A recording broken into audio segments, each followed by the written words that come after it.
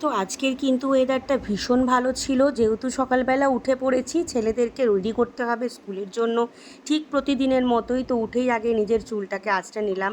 এখন এটাই আমার প্রতিদিনের রুটিন হয়ে গেছে। আমি প্রতিদিন ঘুম থেকে উঠেই সবার প্রথম ফ্রেশ হয়ে আগে আমি চুলটাকে আঁচড়ে নিই, কারণ সারাটা দিন আমার সময় হয় না একদমই চুল আঁচড়ানো না। তার ফলে না সারাদিনের জ্বর পেকে যায়, আর রাত্রিবেলা যখন চুল ছাড়াতে যাই তখন কিন্তু অনেকটা পরিমাণেই চুল ওঠে।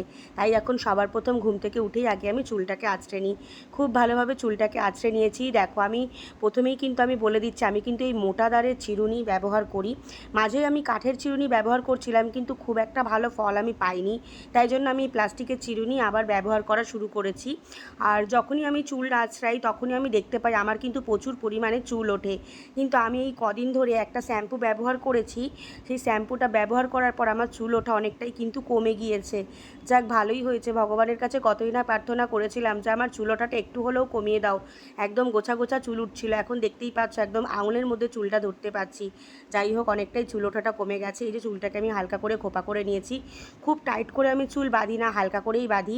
তারপর দেখো, চলো তোমাদের বাইরের ভিউটা একবার দেখাই। কত সুন্দর দেখো ওয়েদারটা আজকের। তো একদমই হালকা মানে বৃষ্টি হয়েছিল, খুব একটা যে জোরে বৃষ্টি হয়েছিল তা কিন্তু না, কিন্তু আবহাওয়াটা এত সুন্দর লাগছিল বাইরের দৃশ্যটা। দেখো, আমি তোমাদের সামনে সেটাই তুলে ধরার চেষ্টা করলাম।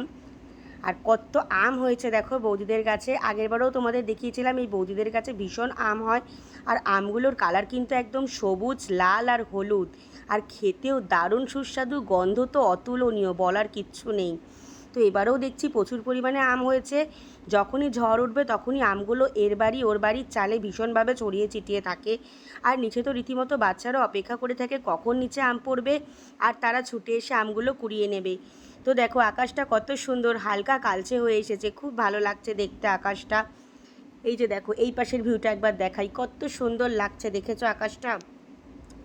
যাই হোক, তো আকাশের ভিউ তো দেখানো হয়ে গেছে। চলো এবার দেখাই তোমাদের কালকে পয়লা বৈশাখের দিন আমি কী কী রান্নাবান্না করেছিলাম। তো দেখো, এই সবার প্রথমেই বলি, আমি করেছিলাম হচ্ছে এঁচোড় চিংড়ি। মানে একদম কচি একটা এঁচোড় ফ্রিজে ছিল, তো সেই জন্যই কিছু চিংড়ি মাছ এনে নিয়েছিলাম, সেটা দিয়েই বানিয়েছিলাম এঁচোড় চিংড়ি। আর প্রতি বছরই পয়লা বৈশাখের দিন আমি 5 রকম ভাজা করি। এখানে কুমড়ো ভাজি, বেগুন ভাজি, আর রয়েছে পটল ভাজি, সাথে রয়েছে উচ্ছে ভাজি। তো এদিকে দেখো, আমি করে নিয়েছি হচ্ছে মাছের তেল দিয়ে আলু বেগুন দিয়ে একটা ভাজি। আর এখানে করেছিলাম মুরগির মাংসের পাতলা করে ঝোল, যেটা কিনা শুভ খেতে খুব পছন্দ করে, তাও আবার কাঁচা লঙ্কা দিয়ে।